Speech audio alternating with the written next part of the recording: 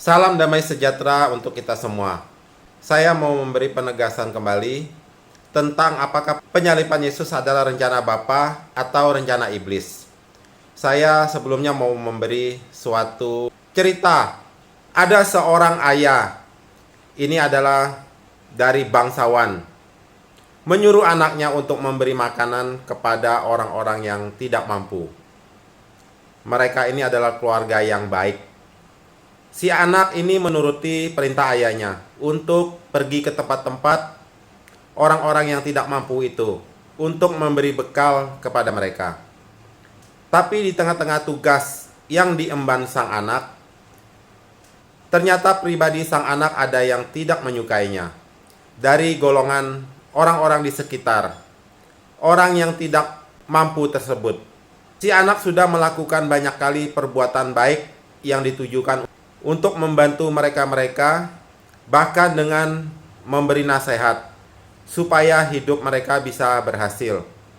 Berjalannya waktu, ada persekongkolan di antara mereka yang jahat dan tidak menerima segala perbuatan dan perkataan baik sang anak. Mereka menghasut banyak orang, sehingga apa yang terjadi? Sang anak akhirnya dibunuh. Dan kejadian ini ceritanya sangatlah menggemparkan. Dengan berjalannya waktu, maka timbullah tuduhan bahwa yang menyebabkan sang anak itu mati adalah karena ulah ayahnya.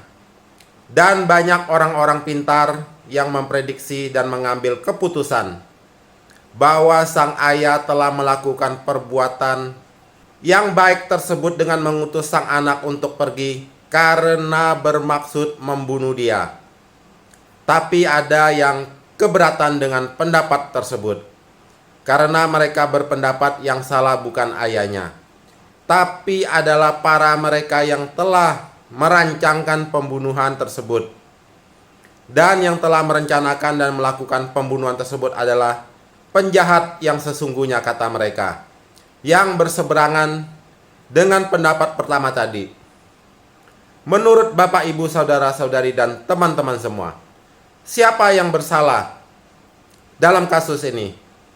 Apakah ayah sang anak atau mereka yang membunuh sang anak tersebut?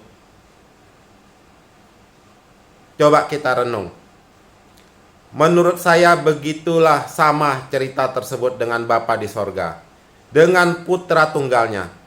Bapa mengutus putra tunggalnya yang adalah Sang Firman untuk pergi datang ke dalam dunia, memberi yang baik bagi mereka. Yang buta melihat, yang lumpuh berjalan, yang tuli mendengar, yang terbelenggu kuasa si jahat dilepaskan, yang hidup dalam dosa supaya mereka bisa memperoleh kehidupan di dunia dan akhirat yang baik. Dan banyak hal yang baik diperbuat sampai ditulis di kitab Yohanes 21 ayat 25. Masih banyak hal-hal lain lagi yang diperbuat oleh Yesus. Tetapi jikalau semuanya itu harus dituliskan satu persatu, maka agaknya dunia ini tidak dapat memuat semua kitab yang harus ditulis itu. Jadi apakah Bapa di sorga mengutus Yesus Sang Firman itu datang ke dalam dunia adalah memang rencananya untuk disalibkan dan dibunuh? Apakah Bapa di sorga itu telah khilaf sehingga melakukan rencana penyaliban untuk membunuh sang anak, sehingga melakukan dosa juga walau tujuannya untuk menyelamatkan manusia? Jadi perlu kita renungkan seperti cerita yang tadi. Apakah Bapa di sorga sana yang adalah Bapa yang baik itu mengutus putranya, firmannya, putra tunggalnya satu-satunya, direncanakan datang ke dalam dunia, direncanakan dari awal, dari sejak semula untuk dibunuh, untuk disalibkan? Apakah Bapa di sorga itu adalah Bapa yang begitu jahat? Sama seperti cerita tadi, bahwa sang ayah mengutus anaknya, putranya itu untuk pergi memberi bantuan kepada orang-orang yang membutuhkan. Adalah rencana bapaknya itu untuk membunuh sang anak. Kalau kita menganggap penyaliban Yesus adalah rencana Bapa, berarti Bapa itu tidak ubahnya adalah sebagai pembunuh juga. Sama seperti iblis. Jadi Bapa di sorga itu adalah sama seperti iblis.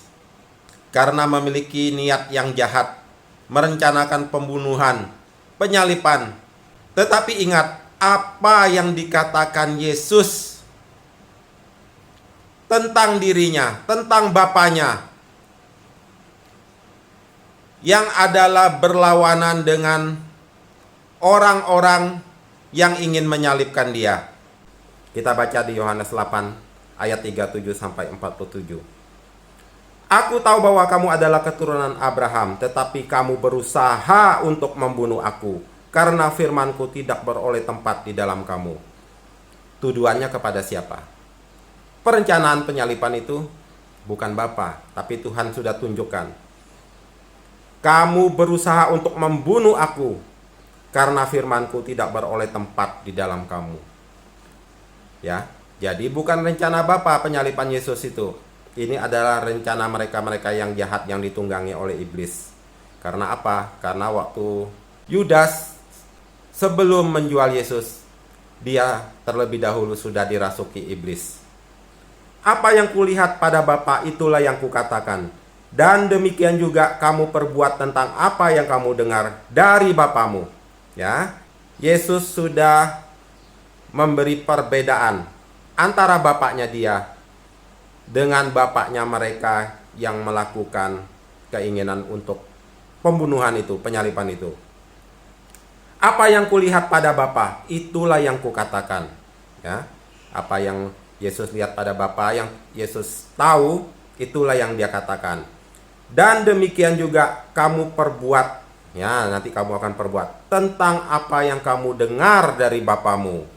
Bapamu adalah iblis, sang pembunuh itu.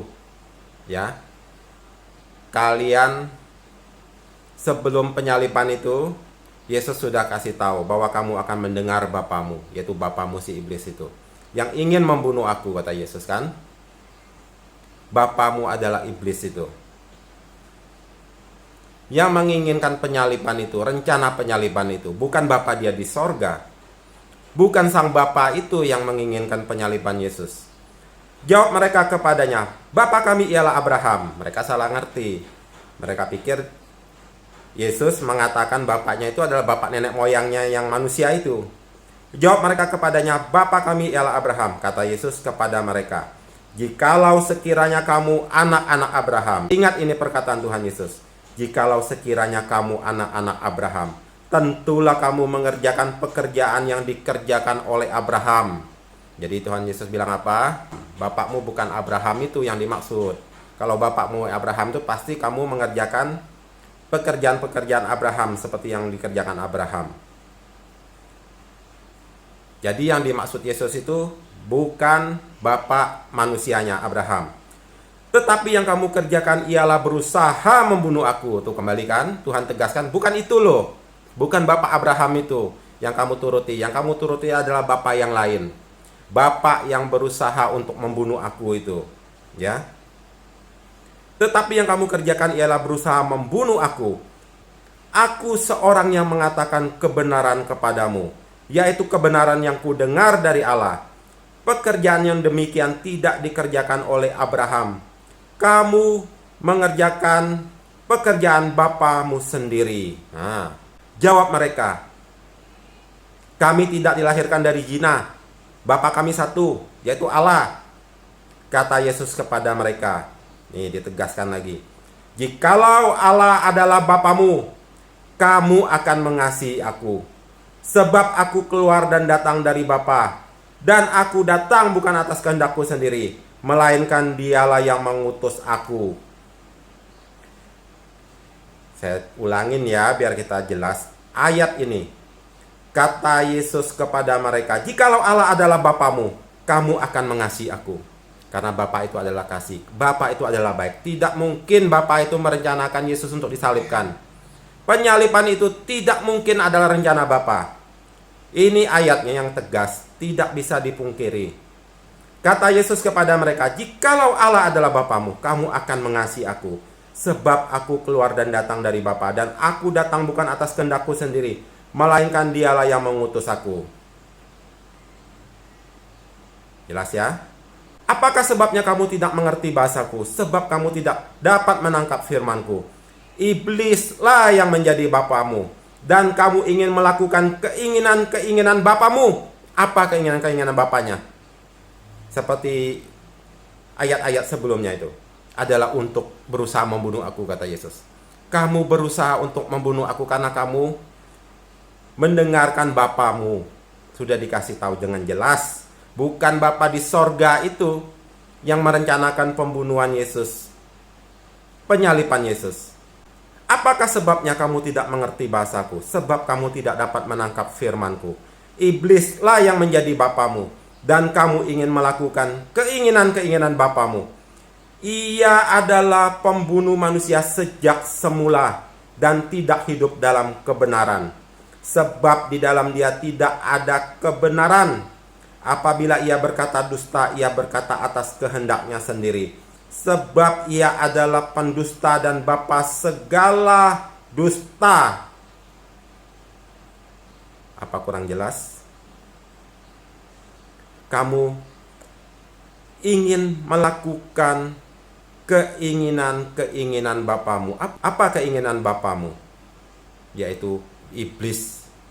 Kamu berusaha membunuh aku karena kamu, apa kata ayat yang pertama-tama kita baca itu? Karena apa yang kulihat pada Bapa itulah yang kukatakan, kata Yesus kan. Dan demikian juga kamu perbuat tentang apa yang kamu dengar dari bapamu. Iblis itu bapanya. Yang merencanakan pembunuhan Yesus itu adalah iblis. Bukan Bapa yang baik, Bapa di sorga itu. Tidak mungkin Bapa itu melakukan sesuatu yang jahat, merencanakan yang jahat. Karena makanya saya kupas di kitab Kejadian awal itu. Segala sesuatu kita bisa mengenal tentang pribadi Allah, tentang pribadi iblis, dan tentang pribadi manusia adalah di kitab Kejadian. Tuhan menciptakan sesuatu semuanya. Tuhan sendiri melihatnya adalah baik.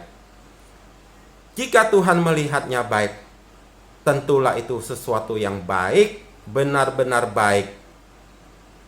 Karena dia yang maha kuasa, maha sempurna itu saja sampai berkata, semua yang diciptakannya adalah baik. Semua yang diberikan adalah baik untuk manusia. Sampai penciptaan terakhir manusia, Tuhan mengucapkan firman, sungguh semua yang diciptakannya teramat baik. Manusia diciptakan, apakah memang Allah Bapa itu menginginin supaya dia berdosa? Dan kita harus ingat juga bahwa sebelum Adam dan Hawa jatuh di dalam dosa, Tuhan terlebih dahulu sudah menubuatkan, sudah berfirman. Kita akan baca di kitab Kejadian pasal yang pertama, yaitu pasal 1 ayat 27 sampai 28. Maka Allah menciptakan manusia itu menurut gambarnya. Menurut gambar Allah diciptakannya lah dia, laki-laki dan perempuan. Diciptakannya mereka. Ingat,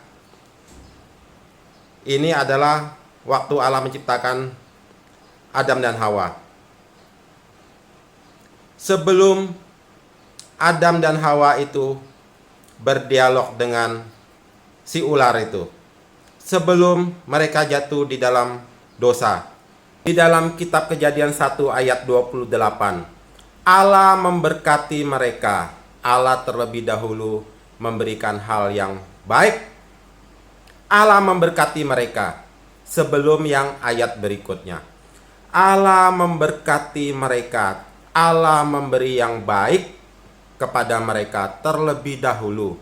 Allah memberikan Yesus yang baik terlebih dahulu sebelum hal yang buruknya terjadi. Allah memberkati mereka, lalu Allah berfirman kepada mereka, beranak cuculah dan bertambah banyak, penuhilah bumi dan taklukkanlah itu. Ini jelas ayatnya. Roh Kudus memimpin kita akan mengerti apa ayat yang sudah tertulis di dalam Alkitab ini. Bahwa Allah memberkati mereka sebelum hal yang buruk itu terjadi. Allah berfirman kepada mereka, beranak cuculah dan bertambah banyak, penuhilah bumi dan taklukkanlah itu. Ini manusia belum jatuh dalam dosa, tapi Tuhan sudah memberkati mereka terlebih dahulu.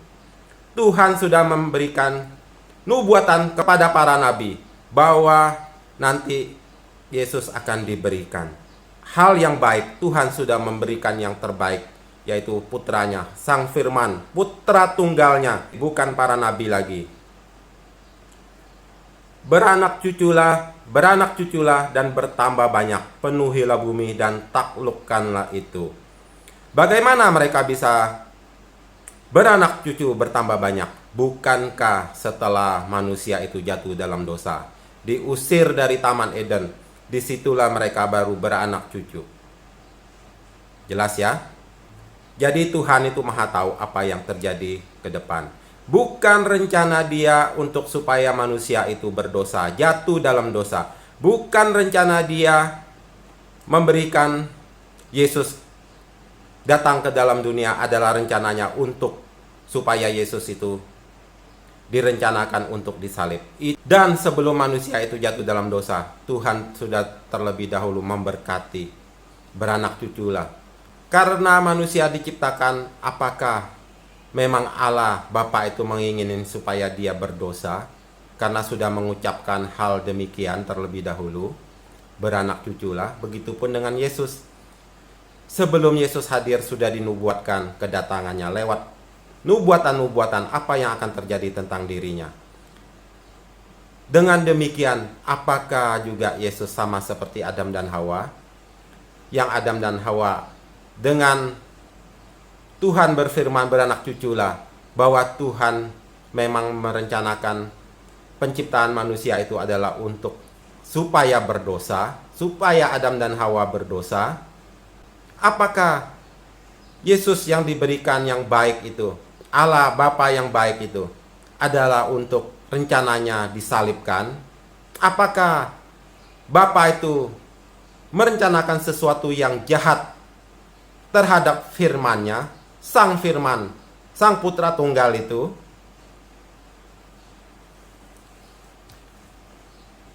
Dalam perenungan ini semestinya kita sudah bisa mengambil keputusan yang tekad, sama seperti kemarin yang saya bahas tentang rapture itu. Saya sampai berani mengatakan, jika rapture terjadi tanggal 23-24 September 2025, maka Tuhan akan saya gugat. Banyak orang mencela saya, siapa kamu berani menggugat Tuhan? Siapa kamu? Karena saya berkeyakinan teguh perkataan firman Tuhan di Matius 24 ayat 35-36, bahwa langit dan bumi akan berlalu, tetapi perkataanku tidak akan berlalu. Itu firman Tuhan yang banyak orang membacanya tapi tidak bisa menangkap, tidak bisa mengertinya. Kenapa? Tanya sendiri kepada pribadi masing-masing. Begitupun dengan tentang penyaliban Yesus, apakah rencana Bapa atau rencana iblis? Dengan tegas saya jawab, sesuai pemahaman kebenaran firman Tuhan. Kalau kalian punya pemahaman bahwa penyaliban Yesus adalah rencana Bapa, maka saya punya pemahaman tentang kebenaran firman Tuhan juga yang saya yakini benar, bahwa penyaliban Yesus adalah rencana iblis. Bapa tidak mungkin merencanakan sesuatu yang jahat. Titik.